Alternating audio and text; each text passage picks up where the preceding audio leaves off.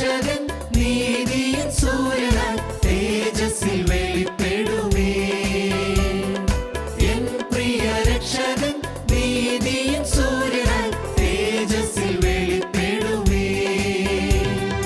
താമസമെന്നിയെ മേഘത്തിൽ വരും താൻ, താമസമെന്നിയെ മേഘത്തിൽ വരും താൻ. കാന്തയമെന്നെയും ചേർത്തിടും നിശ്ചയമായി, കാന്തയമെന്നെയും ചേർത്തിടും നിശ്ചയമായി. എൻ പ്രിയ രക്ഷകൻ നീതിയിൻ സൂര്യനായി തേജസ്സിൽ വെളിപ്പെടുമേ.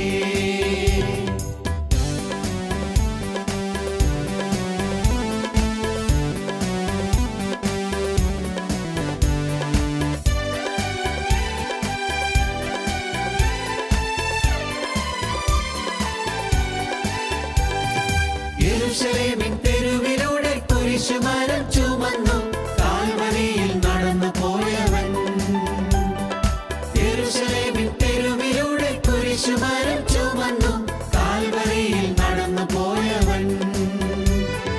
ശോഭിത പട്ടണത്തിൽ മുത്തുകളാലുള്ള, ശോഭിത പട്ടണത്തിൽ മുത്തുകളാലുള്ള വീടുകൾ തീർത്തിട്ടു വേഗത്തിൽ വരും അവൻ, വീടുകൾ തീർത്തിട്ടു വേഗത്തിൽ വരും അവൻ. എൻ പ്രിയ രക്ഷകൻ നീതിയിൻ സൂര്യനായി തേജസ്സിൽ വെളിപ്പെടുമേ.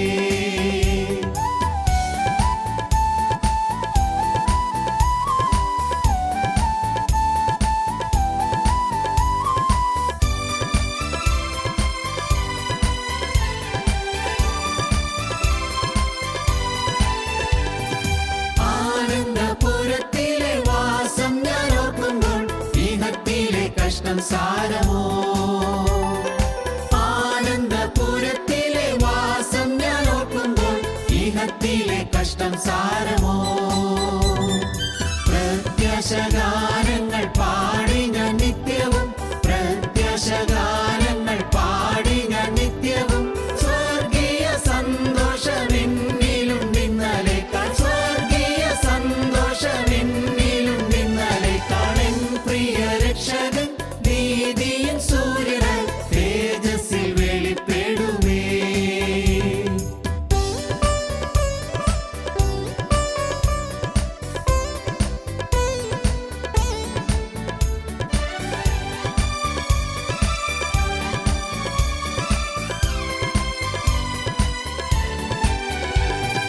നീതി സൂര്യൻ വരുമ്പോൾ തൻ പ്രഭയിൽ കാന്തിയാലും ഇരുൾ നിറം മാറിടുമേ.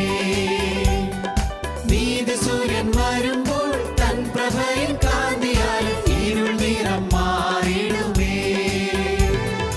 രാജരാജ പ്രതിമയെ ധരിപ്പിച്ചിട്ടെന്നെ താൻ, രാജരാജ പ്രതിമയെ ധരിപ്പിച്ചിട്ടെന്നെ താൻ. കൂടവേ ഇരുത്തുന്ന രാജാവ് വേഗം വരും, കൂടവേ ഇരുത്തുന്ന രാജാവ് വേഗം വരും. എൻ പ്രിയ രക്ഷകൻ നീതിയിൻ സൂര്യനായി തേജസ്സിൽ വെളിപ്പെടുമേ.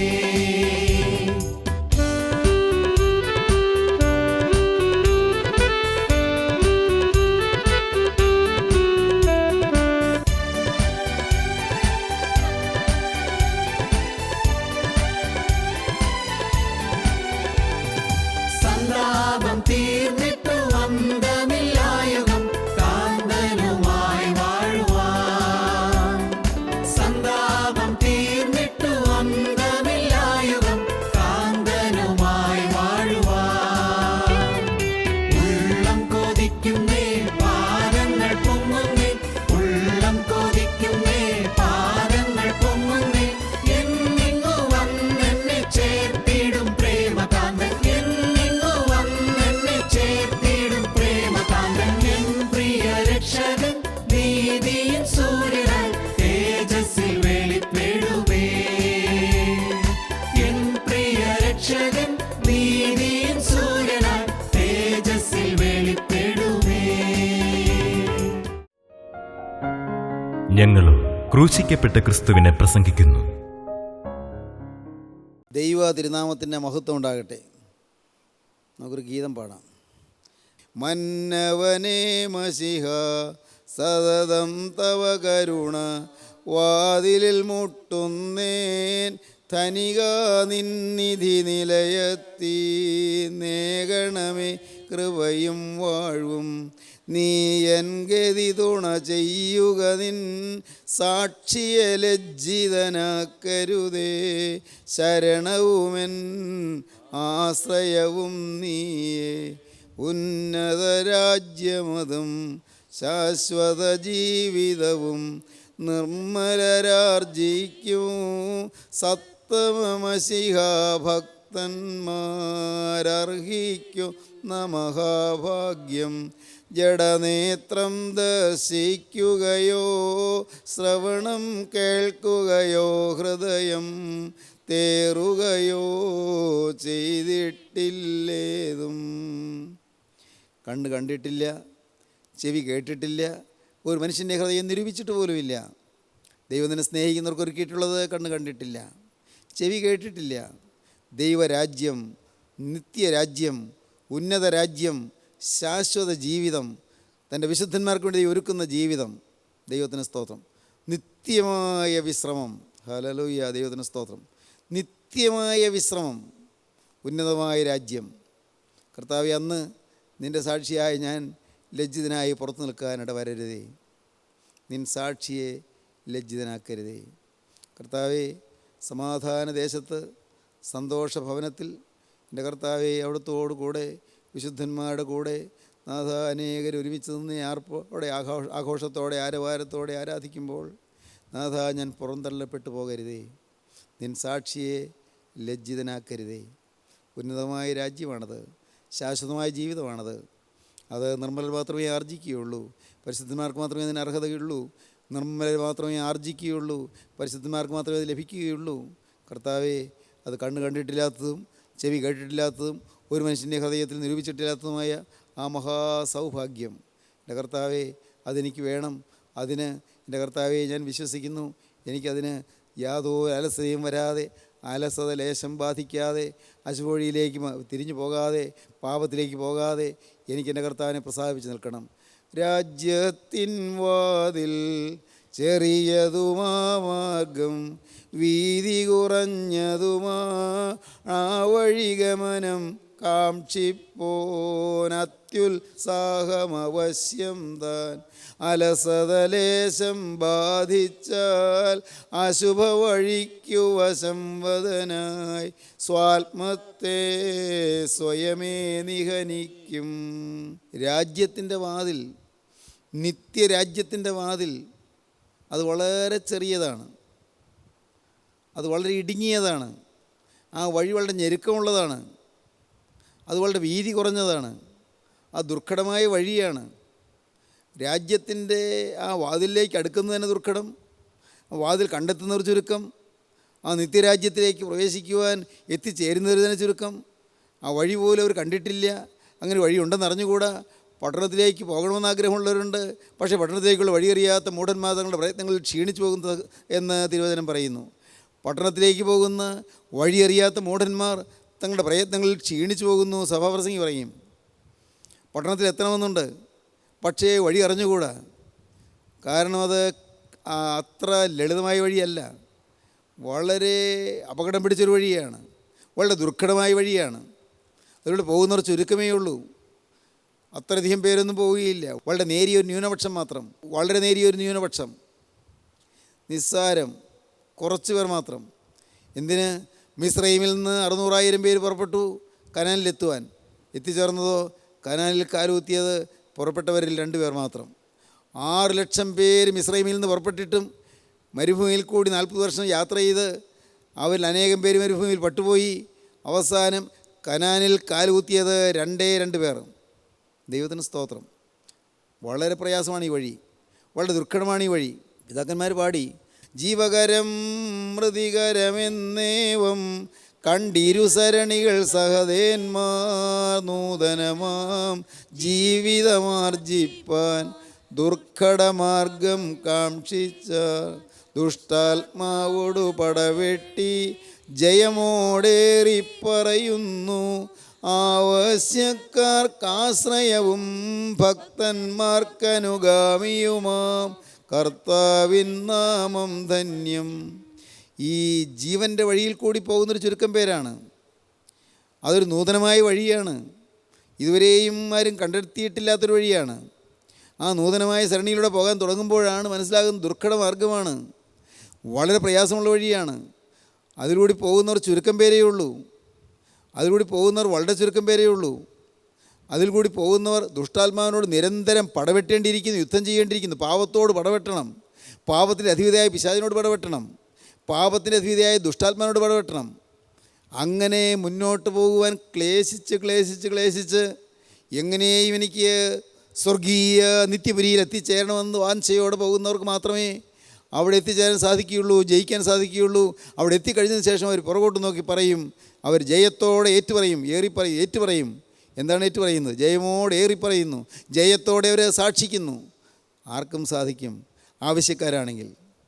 ആവശ്യക്കാർക്ക് ആശ്രയം, ഭക്തന്മാർക്ക് അനുഗാമി. ഭക്തന്മാരാണെങ്കിൽ അനുഗമിക്കാൻ കൊള്ളാവുന്ന വഴി, അനുഗാമി അനുഗമിക്കാൻ കൊള്ളാവുന്നത്. നിങ്ങളും വരുവീരെന്ന് ക്ഷണിക്കും. ദൈവത്തിന് സ്തോത്രം.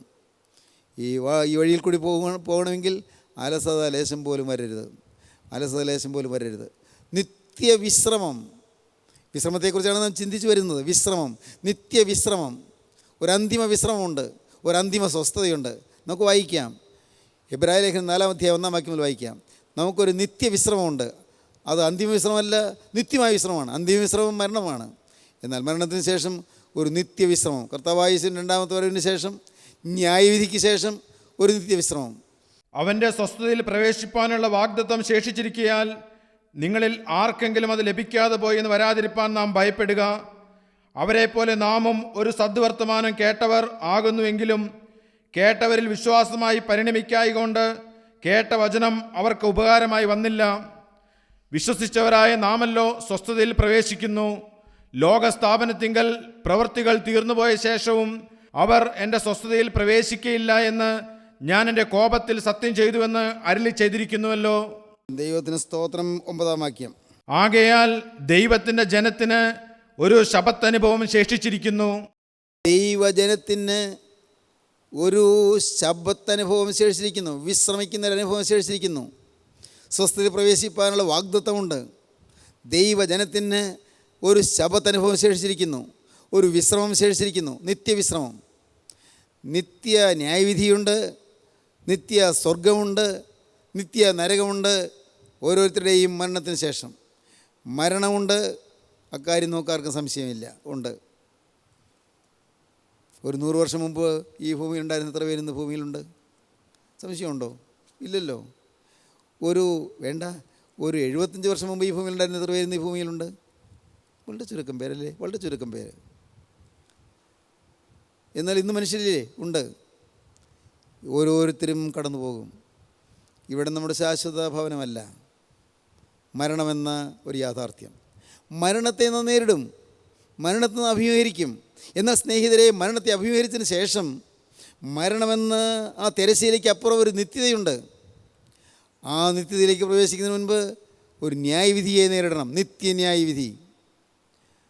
അത് അന്തിമ ന്യായവിധിയാണ്, അന്തിമ ശിക്ഷാവിധി, അന്തിമ ന്യായവിധി. അവസാനത്തെ ന്യായവിധി, ഭയാനകമായ ന്യായവിധി. പ്രിയപ്പെട്ടവരെ, ആ ന്യായവിധി കഴിഞ്ഞ് ഒന്നുകിൽ നിത്യസ്വർഗം അല്ലെങ്കിൽ നിത്യനരകം. സത്യമാണിത്. ആളുകൾ ചിന്തിക്കും, ഇതൊക്കെ സത്യമാണെന്ന് എങ്ങനെ അറിയാം? ദൈവത്തിന് സ്തോത്രം. എങ്ങനെ അറിയാം? തിരുവചനം വായിച്ചാൽ അറിയാം, ഈ വേദപുസ്തകം വായിച്ചാൽ അറിയാം. സംശയിക്കേണ്ട, ഈ ബൈബിൾ വായിച്ചാൽ അറിയാം. ബൈബിളിൽ യേശു ക്രിസ്തു ജനിക്കുന്നതിന് 1500 വർഷം മുമ്പ് ന്യായാധിപന്മാരുടെ പുസ്തകത്തിൽ എഴുതിയിരിക്കുന്നു, യേശു ക്രിസ്തു ബേത്ലഹേമിൽ നിന്നാണ് വരുന്നത് എന്ന്. എന്തൊരു അത്ഭുതം! യേശു ക്രിസ്തു ജനിക്കുന്നതിന് 4000 വർഷം മുൻപ് എഴുതി വച്ചിരിക്കുന്നു, സ്ത്രീയുടെ സന്തതി പാമ്പിൻ്റെ തല ചതയ്ക്കുമെന്ന് 4000 വർഷം മുമ്പ് എഴുതി വച്ചിരിക്കുന്നു.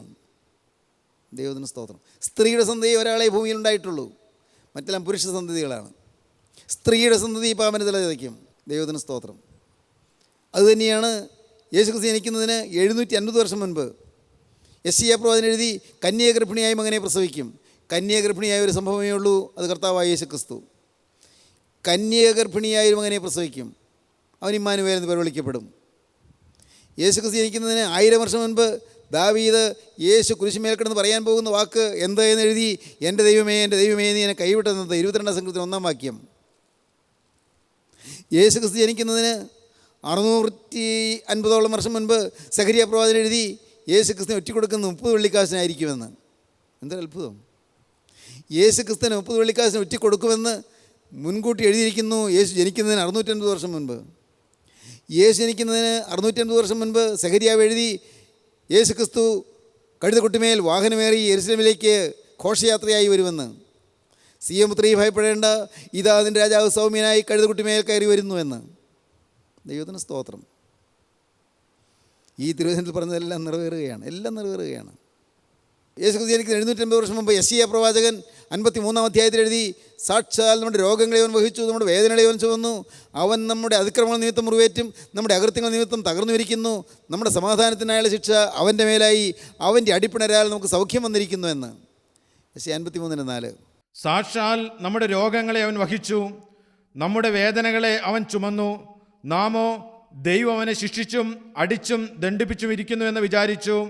എന്നാൽ അവൻ നമ്മുടെ അതിക്രമങ്ങൾ നിമിത്തം മുറിവേറ്റും നമ്മുടെ അകൃത്യങ്ങൾ നിമിത്തം തകർന്നുമിരിക്കുന്നു, നമ്മുടെ സമാധാനത്തിനായുള്ള ശിക്ഷ അവൻ്റെ മേലായി, അവൻ്റെ അടിപ്പിണരുകളാൽ നമുക്ക് സൗഖ്യം വന്നുമിരിക്കുന്നു. എൻ്റെ അടിപ്പിണരുകളാൽ നമുക്ക് സൗഖ്യം വന്നിരിക്കുന്നു.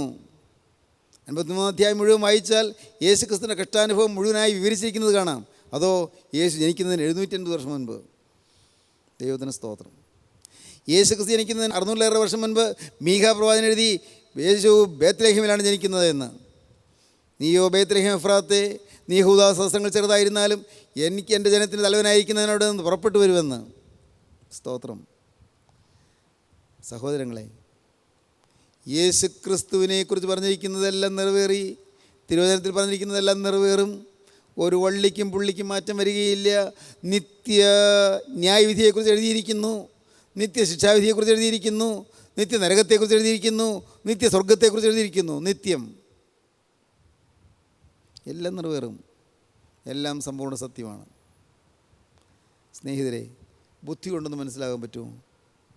ഇപ്പോൾ നിങ്ങൾ ഒരു ഇലക്ട്രിക് ലൈവ് വയറിൽ തൊട്ടു, വേറൊരു വയറവിടെ കിടന്നിട്ട് അതിൽ തൊട്ട് കുഴപ്പമില്ല. ഇപ്പുറത്ത് കിടന്ന വയർ ലൈവ് വയറാണ്, എന്നുവെച്ചാൽ ഇലക്ട്രിസിറ്റി പാസ് ചെയ്യുന്ന വയറാണ്. നിങ്ങളുടെ കയ്യിൽ ഷോക്ക് അടിച്ചു. ഇത് എന്താ എൻ്റെ കയ്യിൽ ഷോക്ക് അടിച്ചത്? ഇലക്ട്രിസിറ്റി ഉണ്ടെന്ന് ഞാനിങ്ങനെ അറിയുന്നത്?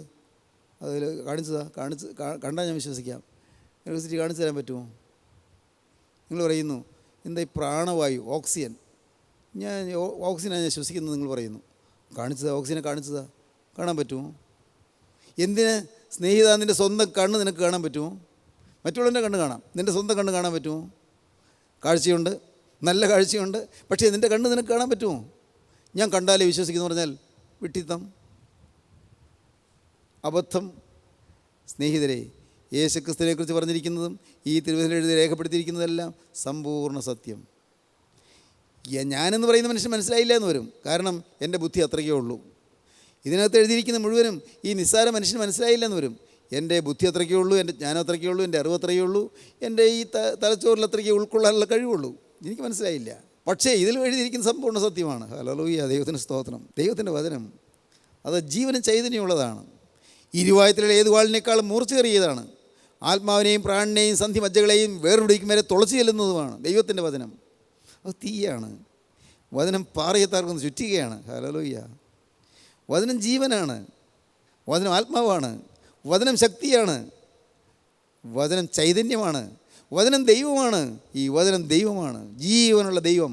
വചനത്തിൽ ജീവനുള്ള ദൈവത്തിൻ്റെ ഹൃദയം സ്ഫുടിക്കുന്നു, ദൈവത്തിൻ്റെ വചനം തുടിക്കുന്നു, ദൈവത്തിൻ്റെ വചനം സ്പന്ദിക്കുന്നു. ദൈവത്തിൻ്റെ ഹൃദയത്തിൻ്റെ സ്പന്ദനം നിങ്ങൾ കേൾക്കാം ഈ വചനത്തിൽ കൂടെ. ദൈവത്തെ നിങ്ങൾക്ക് തൊട്ടറിയാം ഈ വചനത്തിൽ കൂടെ. അതുകൊണ്ടാണ് ഞാൻ ഈ വേദപുസ്തകം ഒത്തുന്നത്. ദൈവത്തിന് സ്തോത്രം. അതുകൊണ്ടാണ് ഞാൻ ഈ വചനത്തെ മാനിക്കുന്നത്. ഹല്ലേലൂയ. എന്നെ ഞാനാക്കിയത് ഈ വചനമാണ്. എനിക്ക് സമാധാനം തന്നത് ഈ വചനമാണ്. എനിക്ക് ആശ്വാസം തന്നത് ഈ വചനമാണ്. എനിക്ക് ഭൂമിയിലെ അപ്പൻ മരിച്ചു പോയെങ്കിലും, ഒരു വയസ്സിൽ എൻ്റെ അപ്പൻ ഭൂമിയിലെ അപ്പൻ മരിച്ചു പോയെങ്കിലും എനിക്ക് സ്വർഗ്ഗത്തിലെ അപ്പനുണ്ടെന്ന് മനസ്സിലാക്കി തന്നത് ഈ വചനമാണ്. ഞാൻ കണ്ണുനീർ തൂകുമ്പോൾ എൻ്റെ കണ്ണുനീർ തുടച്ചു തരുന്നത് ഈ വചനമാണ്. കാരണം വചനം ദൈവമാണ്. ഹല്ലേലൂയ, ദൈവത്തിന് സ്തോത്രം. സ്നേഹിതരെ, നിങ്ങൾ വചനം വായിപ്പീൻ. വചനത്തിൽ പറയുന്നൊരു നിത്യ നരകമുണ്ട്, നിത്യശിക്ഷാവിധിയുണ്ട്, നിത്യനരകമുണ്ട്. നിത്യനരകവുമുണ്ട്, നിത്യശിക്ഷാവിധിയുമുണ്ട്. ഡോക്ടർ മോറിസ് റൗലിങ്സ് എന്ന് പറയുന്ന ഒരു ഡോക്ടറുടെ കാർഡിയോളജിസ്റ്റ്, വളരെ പ്രസിദ്ധനാണ്. അദ്ദേഹം എഴുതിയ ഒരു പുസ്തകം ബിയോണ്ട് ഡെത്ത്സ് ഡോർ എന്നാണ്. ബിയോണ്ട് ഡെത്ത്സ് ഡോർ, മരണവാതിലിൻ്റെ അപ്പുറത്ത്, മരണവാതിലിനപ്പുറം എന്ന് വേണമെങ്കിൽ തർജ്ജമ ചെയ്യാം. അദ്ദേഹം എഴുതി ഫ്രം ഹെൽ ആൻഡ് ബാക്ക്, നരകത്തിൽ നിന്ന് തിരികെ. ഫ്രം ഹെൽ ആൻഡ് ബാക്ക്, നരകത്തിൽ നിന്ന് തിരികെ. എന്താണ് ഈ പുസ്തകങ്ങൾ പറഞ്ഞിരിക്കുന്നത് അറിയാമോ? മരണാനന്തരമുള്ള ജീവിതത്തിൻ്റെ ചില രഹസ്യങ്ങളുടെ ചുരുളഴിയുകയാണ്. ഈ കാർഡിയോളജിസ്റ്റിൻ്റെ ഇൻറ്റൻസീവ് കൊറോണറി യൂണിറ്റിൽ റിസസിറ്റേഷൻ കൊടുത്ത് ജീവൻ പ്രാപിച്ച, മരിച്ച് വന്നതിന് ശേഷം റിസസിറ്റേഷൻ മൂലം ജീവൻ പ്രാപിച്ച ചിലരുടെ അനുഭവം രേഖപ്പെടുത്തിയിട്ടുണ്ട്. ആ അനുഭവങ്ങളിൽ കൂടെ മരണശേഷമുണ്ടായ സംഭവങ്ങൾ, ഈ മരിച്ച്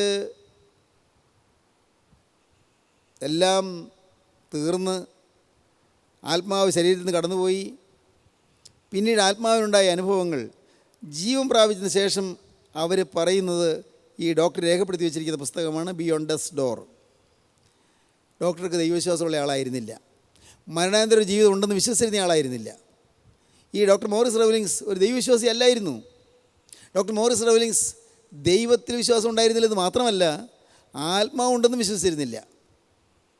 പക്ഷേ നിത്യമായ നരകമെന്നും നിത്യമായ സ്വർഗമെന്നുമുള്ള സമ്പൂർണ്ണ സത്യം ഡോക്ടർ പൂർണ്ണമായി വിശ്വസിക്കാൻ കാരണമായി മരണാനന്തര ലോകത്ത് നിന്ന് കടന്നു വന്നവരുടെ അവരുടെ അനുഭവങ്ങൾ കേട്ടപ്പോൾ.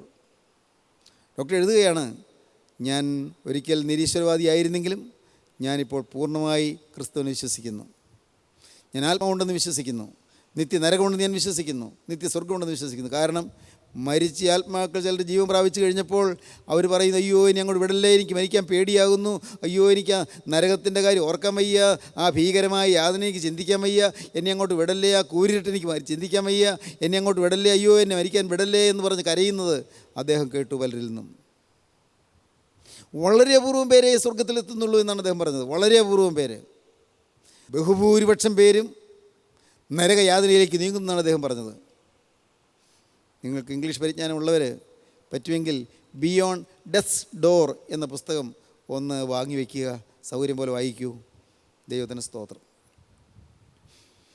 പ്രിയപ്പെട്ടവരെ, നിത്യ നരകമുണ്ട്, നിത്യസ്വർഗവുമുണ്ട്, നിത്യ യാതനയുണ്ട്, നിത്യസ്വർഗീയ സൗഭാഗ്യമുണ്ട്.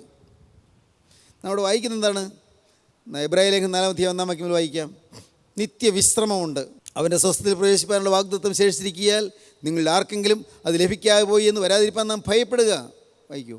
അവൻ്റെ സ്വസ്ഥതയിൽ പ്രവേശിപ്പാനുള്ള വാഗ്ദത്തം ശേഷിച്ചിരിക്കയാൽ നിങ്ങളിൽ ആർക്കെങ്കിലും അത് ലഭിക്കാതെ പോയി എന്ന് വരാതിരിപ്പാൻ നാം ഭയപ്പെടുക. 4 അധ്യായത്തിൻ്റെ 9 വാക്യത്തിൽ നാം കണ്ടു, ദൈവജനത്തിന് ഒരു ശബ്ബത്ത് അനുഭവം ശേഷിച്ചിരിക്കുന്നു, ഒരു ശബ്ബത്ത് അനുഭവം, ഒരു വിശ്രമം ശേഷിച്ചിരിക്കുന്നു, നിത്യവിശ്രമം ദൈവജനത്തിന്. ആകയാൽ ദൈവത്തിൻ്റെ ജനത്തിന് ഒരു ശബ്ബത്ത് അനുഭവം ശേഷിച്ചിരിക്കുന്നു. ആ ശബ്ബത്ത് അനുഭവം നാം പ്രാപിച്ചില്ലെങ്കിൽ നഷ്ടമാണ്. അതുകൊണ്ട് അപ്പോസ്തലൻ പറയുകയാണ്, അവൻ്റെ സ്വസ്ഥതയിൽ പ്രവേശിപ്പാനുള്ള വാഗ്ദത്തം ശേഷിച്ചിരിക്കിയാൽ നിങ്ങൾ ആർക്കെങ്കിലും അത് ലഭിക്കാതെ പോയി എന്ന് വരാതിരിപ്പാൻ നാം ഭയപ്പെടുക. അടുത്ത വാക്യം. അവരെ പോലെ നാമും ഒരു സദ്വർത്തമാനം കേട്ടവരാകുന്നു. ഈ നിത്യസ്വസ്ഥതയിലേക്ക് വരാമെന്നുള്ള വിളി കേട്ടു. ഈ ആഹ്വാനം നാം ചെവിക്കൊണ്ടതാണ്. ആർക്കും പ്രവേശിക്കാമെന്നുള്ള വാഗ്ദത്തം ചെവിക്കൊണ്ടതാണ്. കൃപയുടെ വാതിൽ തുറന്നിരിക്കുന്നു, ആർക്കും ഓടി വന്ന് ഈ പെട്ടകത്തിൽ കയറാമെന്ന് കേട്ടതാണ്. മഹാപ്രളയം വരുന്നു, പ്രളയം വരുന്നതിന് മുൻപ് വേഗം പെട്ടകത്തിൽ കയറിക്കൊള്ളൂ എന്നുള്ള വിളി നാം കേട്ടതാണ്. ആ സദ്വർത്തമാനം കേട്ടതാണ്, സുവിശേഷ വർത്തമാനം കേട്ടതാണ്, ആ ഗുഡ് ന്യൂസ് കേട്ടതാണ്, ഒരു ശബ്ദാനുഭവം ഉണ്ട് എന്നുള്ള ഗുഡ് ന്യൂസ് കേട്ടതാണ്. ഏത് മനുഷ്യനും, എത്ര ഘോരമായ പാതകം ചെയ്തവനും, എത്ര ഹീനഭാവിക്കും മ്ലേച്ഛഭാവിക്കും അകത്ത് വരാമെന്നുള്ള വാഗ്ദത്തം നാം കേട്ടതാണ്. ആ വിളി നാം കേട്ടതാണ്.